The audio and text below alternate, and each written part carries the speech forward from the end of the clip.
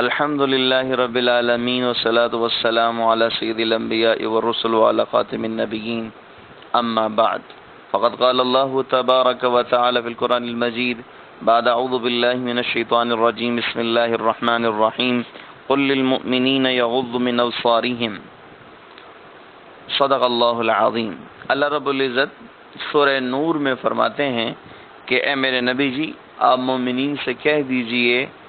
اپنی نظروں کو جھکائیں، من ابصارہم، اپنی بعض نظروں میں سے،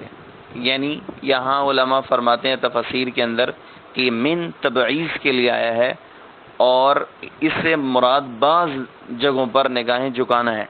اگر ہر جگہ ایک آدمی نگاہ جھکاتا ہے تو اس سے اس میں ٹھوکر لگنے کا خطرہ ہوتا ہے، گرنے کا خطرہ ہوتا ہے، تو بعض جگہیں ایسی ہیں جہاں پر نہیں دیکھنا۔ یہ نہیں ہے کہ ہر وقت آدمی نظر جھکائے۔ اور اللہ رب العزت نے یہ جو ہمیں شریعت عطا فرمائی ہے، یہ شریعت یہ جامع ہے۔ اللہ رب العزت نے اپنے حبیب کو جو شریعت عطا فرمائی، اس میں جامعیت ہے اور قیامت تک کے انسانوں کے لیے ہے۔ لہذا پچھلی شریعتوں کے اندر اللہ رب العزت نے فرمایا کہ تم زنا نہ کرو، وہاں ان شریعتوں میں یہ تھا، لیکن اس شریعت میں اللہ رب العزت نے اسباب زنا سے بھی روکا ہے۔ اور اس شریعت کے اندر جب اسباب زنا سے روکا ہے تو اس میں سب سے پہلی جو چیز ہے، سیڑھی ہے، وہ یہ بد نظری ہے۔ جس آدمی کو اپنی نظر کو جھکانا نصیب ہو گیا، اس آدمی کو اپنا تزکیہ نصیب ہو گیا کہ آدمی اپنی نظر کو جھکا کر جتنا جلدی اللہ سے تعلق بنا سکتا ہے، اتنا کسی اور ذریعے سے نہیں بنا سکتا، کیونکہ جب آدمی نظر جھکاتا ہے تو اس کو ذہن میں یکسوئی ہوتی ہے، وہ کسی ٹینشن کا، انتشار کا شکار نہیں ہوتا اور یکسوئی سے اللہ کی عبادت کرتا ہے۔ اور جب آدمی بد نظری کرتا ہے تو اس کے ذہن میں مختلف قسم کے خیالات، جذبات اس کے اندر ابھرتے ہیں، جو اس کی جسم کے لیے بھی مہلک ہیں اور جو اس کی روح کے لیے بھی مہلک ہیں، جو اس کو رب سے بھی تعلق بحال نہیں کرنے دیتے، مخلوق سے بھی تعلق بحال نہیں کرنے دیتے، کہ وہ پھر تنہائی کا شکار ہو جاتا ہے اور تنہائی پسند ہو جاتا ہے۔ اور ایسا آدمی، اس کے جسم بھی تباہ ہو جاتا ہے کہ اس کو مختلف قسم کی بیماریاں، جب شہوت اٹھتی ہے اور اس کو پورا کرنے کے اسباب نہیں ملتے ہیں تو وہ اپنے جسم کو برباد کرنے لگتا ہے اور جسم کے اندر مختلف قسم کے امراض پیدا ہو جاتے ہیں، جریان کی بیماری ہو جاتی ہے اور اس کے پیشاب کے اندر مزی کا آنا، اور اس کو اس طرح کی تھوڑی سی اس کی کوئی بد نظری ہو گئی تو اس کے کپڑوں کا خراب ہو جانا، اس طرح کے اس کو مسائل یہ جو سارے پیش آتے ہیں، یہ اسی وجہ سے اکثر لوگوں کو، میں سب کی بات نہیں کر رہا لیکن اکثروں کو جو اس طرح پیش آتے ہیں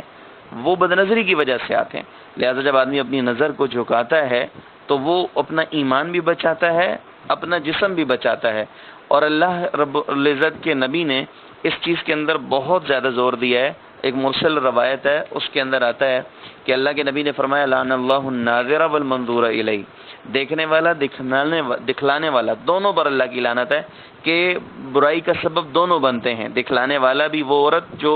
بے حیائی برائی کے ساتھ نکلی گھر سے، وہ بھی، اس پر بھی اللہ کی لعنت، اور دیکھنے والے پر بھی اللہ کی لعنت۔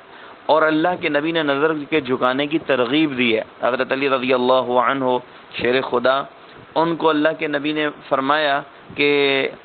یا علی لا تتبع النظرة النظرة، اے علی ایک نظر کے پیچھے دوسری نگاہ نہ ڈالو، فإن لك الأولى وليست لك الثانية، پہلی نگاہ تو آپ سے معاف ہے، دوسری نگاہ آپ سے معاف نہیں ہے۔ کہ پہلی نگاہ اچانک پڑ گئی، آدمی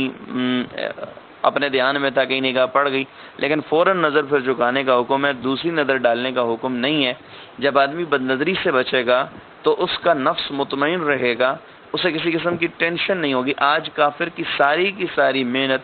انہی اسباب پر ہے کہ کس طرح ان سے ان کی یکسوئی کو کھینچا جائے۔